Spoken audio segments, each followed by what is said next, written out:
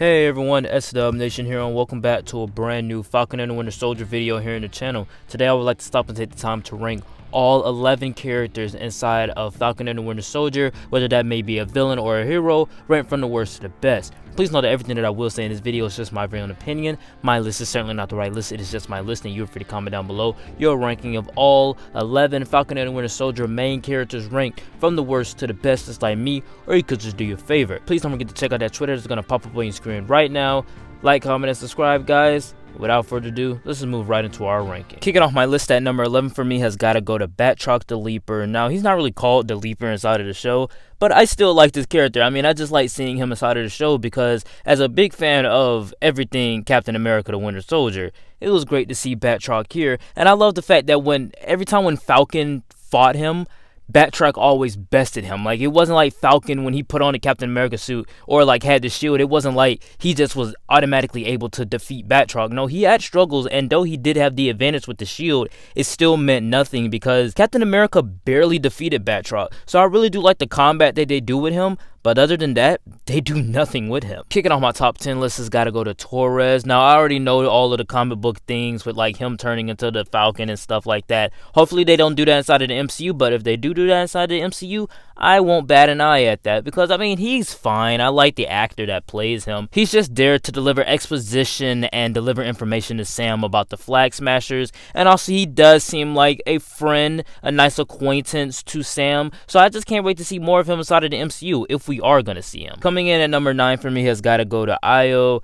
I mean, what else can I say about Io? I mean, she was great in Civil War, even though that little small snippet that she had. She was great in Black Panther, obviously. She's great in this series, but one thing that kind of made me sway away from Io being more high up on the list is the fact that throughout the episodes that she's in, she's hell-bent on getting Zemo to take him to Wakanda.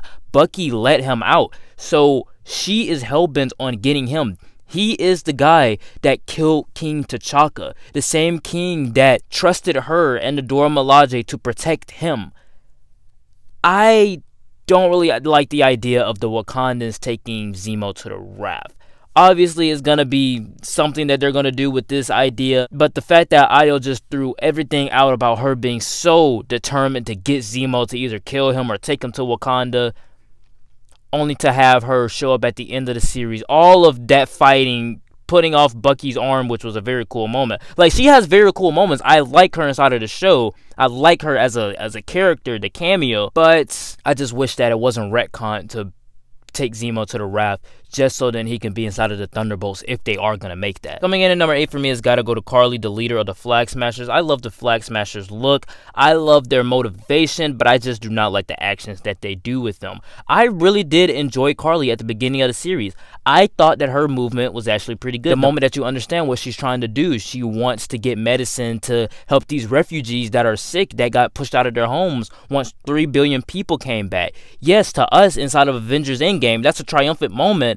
But inside of this show, it is reflected by Karli that these are the people that were pushed out of their homes just so the people that left 5 years ago can get put back in their homes. So either way, it's a lose-lose situation for the people that stayed, but also for the people that got dusted. And I love the fact that Karli is fighting for those people. But the moment you tie up people inside of a building that was holding the medicine that you took from them and you blow up that building with those people in it, yeah, that's a little bit too intense. And after that, you just become into a whiny teenager that does not know anything that she's talking about. She's talking down to Bucky, talking about how he doesn't know what it's like to fight for something bigger. Bucky has been fighting wars ever since World War II, ever since he supposedly died in the first Avenger. So it feels like Karli's character just wasn't that consistent throughout this entire series.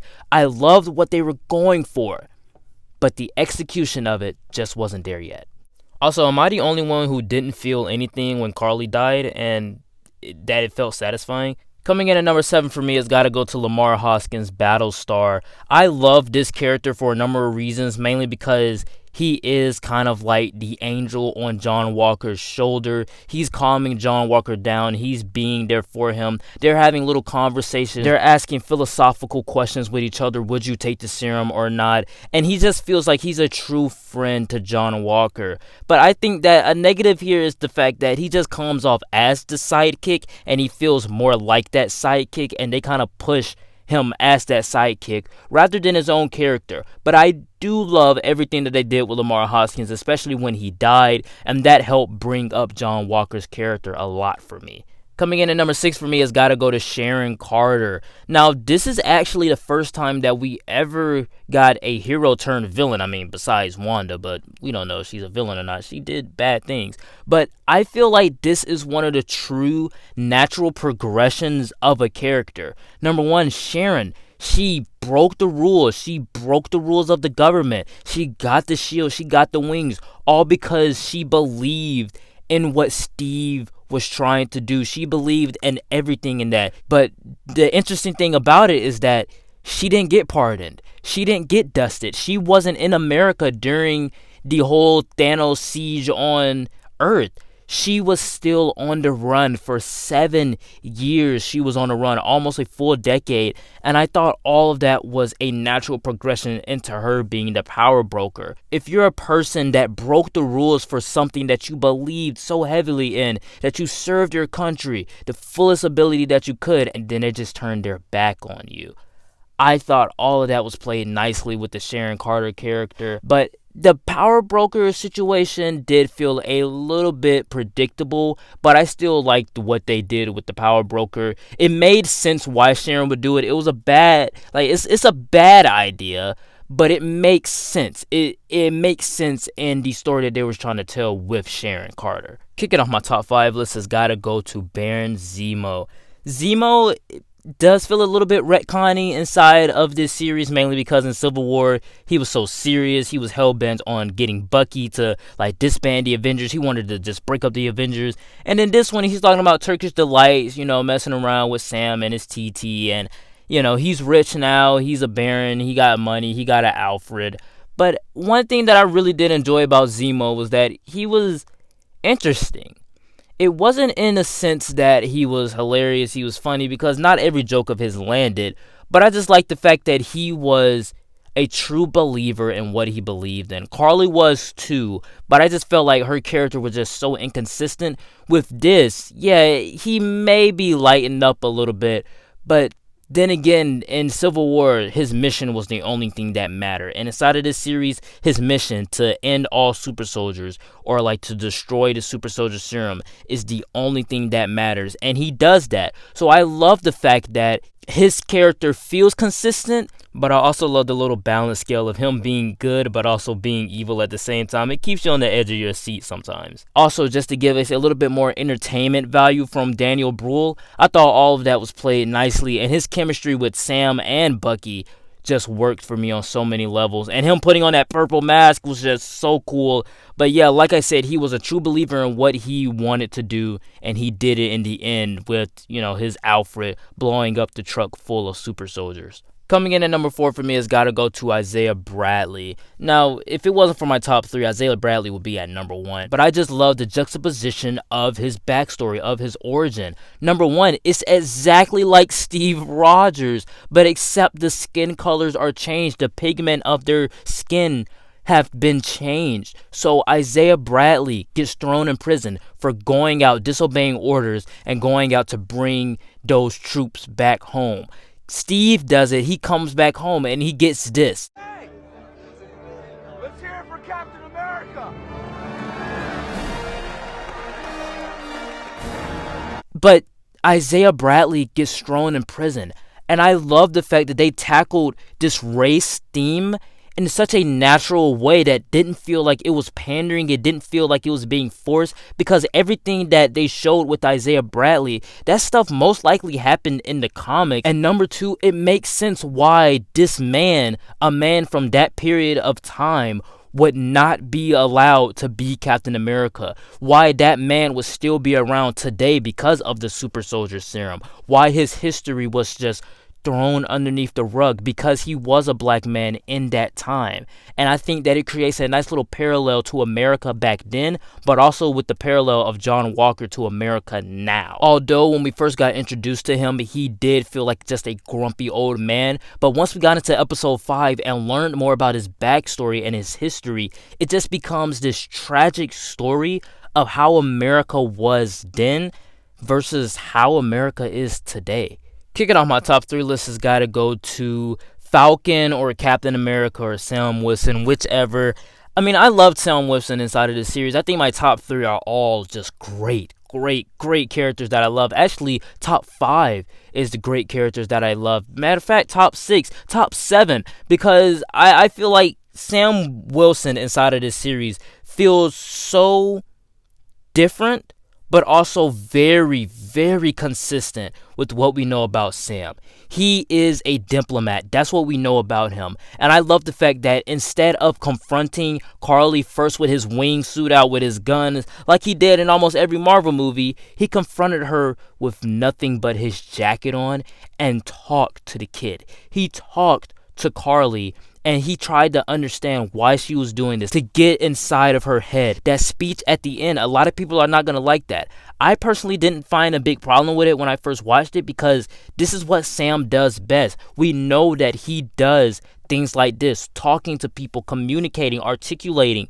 That is what he does well. So I love the fact that the series, rather than having just Sam pull out a bunch of guns with his wingsuit on, which they did do that, having him become the symbol that America needed at that time, I thought it just worked on so many levels. And in turn, he helped change the stoicness of Isaiah Bradley into a more hopeful character that sees that maybe the world is ready for a black Captain America. But during that speech, just like how Monica Rambeau was inside of WandaVision, it felt like he felt a little bit too sympathetic for Karli. I'm not saying that he doesn't have to be sympathetic, because we already know that he agrees with her cause. He just doesn't agree with the way that she's fighting it.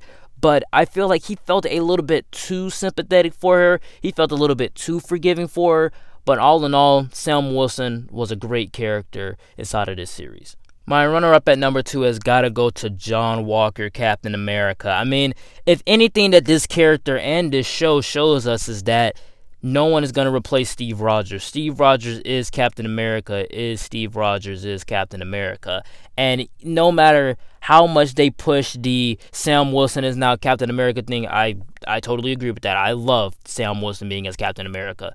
Steve Rogers is always going to be my ideal Captain America. And I love the fact that John Walker is the image of America in 2021, but Isaiah Bradley is the image of America back then in that time. So I love the little parallels that they have between these two. I don't think that he is an evil guy. He's just a guy that's been declined so many times. People spit in his face. He's been beaten up by bald women who are not even a part of this country's jurisdiction. He's getting beat up by flag smashers. He's getting beat up by people that aren't even super soldiers, that just have spears and sticks. It felt like a true downward spiral of his character. He tried to stay hopeful. He wanted to work with Sam and Bucky and Hoskins on this case. He wanted to work with them and also be a great Captain America, be the Captain America that the world wants him to be by portraying this image, until he got redeemed in the end, which I really did like.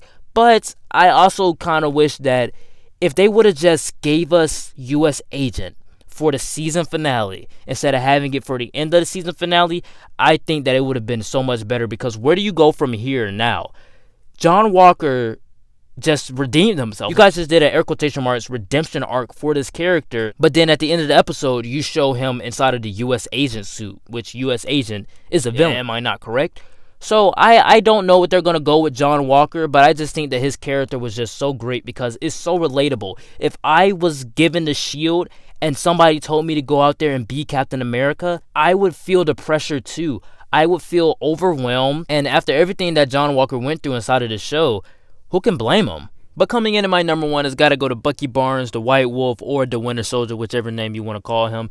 This character just worked for me on so many levels inside of the show. Though half of the show was about Sam and his struggles, and I love that. I love the relatability of these characters. I love the fact that we have a scene where Sam can't get a loan to pay for his family's boat. I love the fact that we have a scene where Bucky is inside of therapy and he gets told, "You're free," and he asks to do what?